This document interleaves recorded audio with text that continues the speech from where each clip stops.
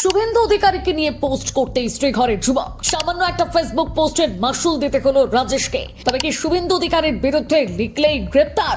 বিরোধী থাকাকালীন যারা বাক স্বাধীনতার বুলি দিতেন, ক্ষমতায় আসতেই কি তারা অলিখিত রাজতন্ত্র শুরু করে দিলেন? সোশ্যাল মিডিয়ায় কি লিখেছিলেন ওই যুবক? রাজ্যের আসল সমস্যা ছেড়ে এখন কিনা ফেসবুক পাহারা দিচ্ছে শুভেন্দুর পুলিশ।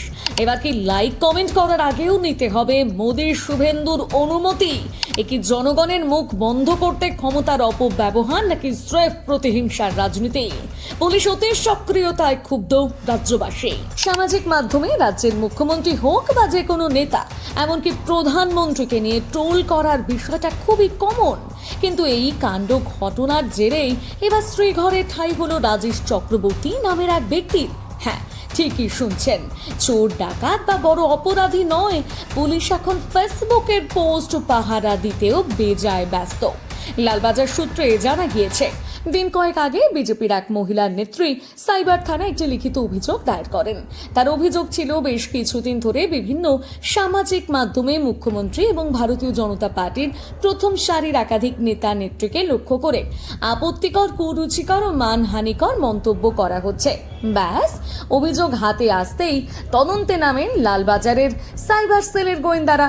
হ্যাঁ, মানছি, রাজ্যে মহিলাদের নিরাপত্তা নিয়ে ঢিলেমি থাকতে পারে, চাকরি চুরির তদন্তে বছরের পর বছর কেটে যেতে পারে, কিন্তু মুখ্যমন্ত্রীকে নিয়ে পোস্ট, বাপরে বাপ! রকেট গতিতে ডিজিটাল ফুটপ্রিন্ট ও আইপি অ্যাড্রেস ট্র্যাক করে অভিযুক্ত রাজেশ চক্রবর্তীকে গ্রেপ্তার করল পুলিশ। এরপর ধৃতকে কলকাতার ব্যাংশাল আদালতে পেশ করা হলে বিচারক মামলার গুরুত্ব বিবেচনা করে আগামী 27শে মে পর্যন্ত তাকে পুলিশ হেফাজতে নির্দেশ দেন। হ্যাঁ, ফেসবুকে রাজ্যের মুখ্যমন্ত্রী ও তার দলের নেতৃত্বদের নিয়ে পোস্ট করতেই অনুভূতিতে এমন আঘাত লাগলো যে তড়িঘড়ি পুলিশের দ্বারস্থ হয়েছিলেন ওই নেত্রী। সত্যি ভাবতেও অবাক লাগে, এই নতুন ভারতের নতুন রাজ্য সরকার মাসখানেক আগেও বিরোধী আসনে থাকার সময় দিন রাত বাক স্বাধীনতা, গণতন্ত্র আর মত প্রকাশের অধিকার নিয়ে গলা ফাটাতো। আজ তারা ক্ষমতায় বসতেই ভোল বদলে ফেলেছে। এখন পরিস্থিতি এমন দাঁড়িয়েছে যে লাইক কমেন্ট করার আগেও 10 বার ভাবতে হবে।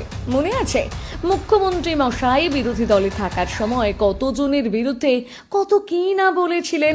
তখন সেগুলো ছিল গণতান্ত্রিক অধিকার। আর আজ সাধারণ একটা ছেলে ফেসবুকে একটু সমালোচনা বা ক্ষোভ প্রকাশ করতেই সেটা হয়ে গেল কুরুচিকর। রাজেশের এই গ্রেপ্তারি আসলে বুঝিয়ে দিচ্ছে যে এই সরকার সমালোচনা সহ্য করতে পারে না। তাদের চামড়া এতটাই পাতলা যে একটা ফেসবুক পোস্টেই সরকারের ভিত নড়ে যায়। এহেন ঘটনায় জনগণ একটা প্রশ্ন তুলতে শুরু করেছে, পুলিশের এই অতি সক্রিয়তা তো রাজ্যে যখন বেকারত্ব বাড়ে, যখন সাধারণ মানুষ নিজেদের অধিকারের দাবিতে রাস্তায় নামে, তখন দেখা যায় না, তখন তো চলে লাঠিচার্জ। কিন্তু যেই না মুখ্যমন্ত্রীর সম্মানহানির প্রশ্ন এলো, অমনি পুলিশ সুপার হিরো হয়ে গেল। আসলে সাধারণ মানুষের মুখ বন্ধ করাই এই সরকারের মূল লক্ষ্য বলে মনে করছে আমজনতা। তাদের মতে একটু উল্টো কথা বলছেন কি রাজেশের মতন মাসুল গুনতে হবে। তাই এবার থেকে ফেসবুকে কিছু লেখার আগে পুলিশ ভেরিফিকেশন করিয়ে নেওয়ার চেষ্টা করবেন, নয়তো এই ডিজিটাল যুগে একটা ফেসবুক পোস্টের জন্য হাজতবাস করতে হতে পারে আপনাকে। এই বিষয়ে আপনার মতামত কি? কমেন্টে অবশ্যই জানাবেন।